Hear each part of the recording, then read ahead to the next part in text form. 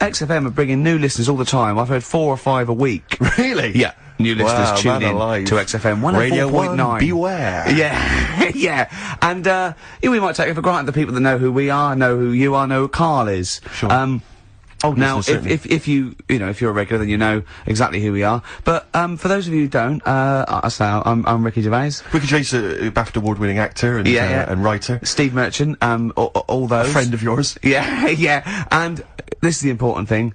Karl Pilkington. Absolutely. Our, producer. I say producer, he was the bloke who was lumbered with a job. When I said, listen, I used to run the desk in the old days when I was like, I used to press the buttons and run the desk and everything. And now I said, listen, I've been on the telly. I do not press my own buttons.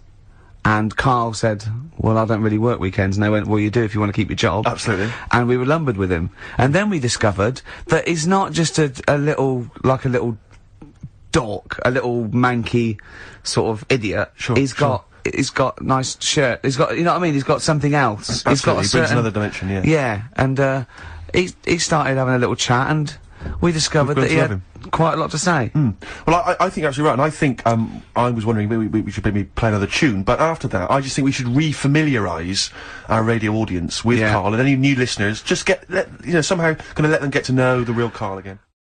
Iggy Pop on board on XFM 104.9. I'm Ricky Gervais. Steve Merchant here as well. Yeah, little Karl Pilkington. Well, to reintroduce or introduce people for the first time to Karl, I think we should have a... Yeah, maybe sort of a quick Q&A, Karl, and we don't need sort of lengthy answers from you, we don't need lots of detail. You know, it can be, just a couple of sentences. Just to get a flavour of who you are. Yeah, so firstly, name obviously Karl Pilkington. Age, Karl? I'll be 30 next month. Really? This month. No, where are we? I don't think we need to ask any more questions. I think we've done it. That's it. I think we've Welcome done it to the world of Karl Pilkington. I think that, I thought it would take 3 or 4 I questions thought it was going to be at least, to really explain that was the first question. Absolutely God. incredible. But you know, we can't really leave it there because we haven't got enough else to do to fill up the 2 hours. So let's pursue this line of inquiry. Yeah. Age? What was the age, Karl? In a couple of months' when were you born? I'll be 72. Right. What month? What day? I'm on the cusp. You're on the cusp of the day. Well, 23rd of September. Okay.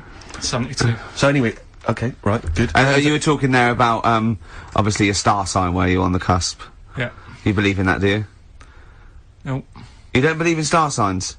No, not really. But you do believe in ghosts, I understand. No, because paranormal. but the star sign thing, you've got how many different star signs, are they? 12, innit? Right, and then you got like loads of people. Yeah. So you do the math. So they're saying that, you know, there's only 12 different sorts of people in the world. Exactly. That's exactly right. It's made up. It's made up nonsense. It's non-science. It's pseudoscience. It's, yes. It's hairy man and, dyed hair woman science. Yes. Innit? Alright. Yeah. Anyway, back to, you, Karl. Where were you born?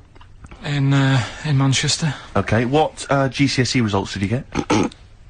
I got, was it an E? I got an E in history. You got an E in history. And how did you find out that information? You found out. Because you thought you couldn't remember what you got, you didn't turn up, and you thought you'd done about 3, one of which wasn't history, and actually... I knew I did art.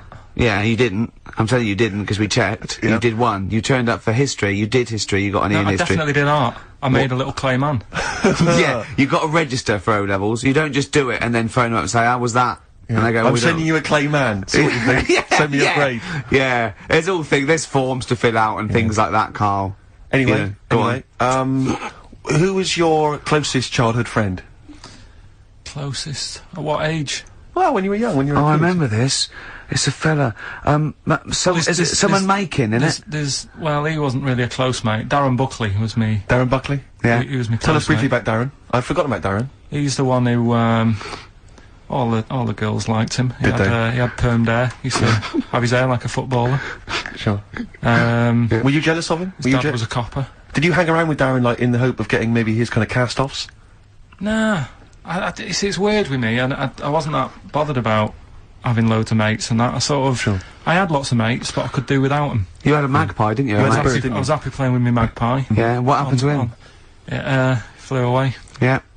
But I wasn't bothered, because it was giving me grief towards the end, wasn't it?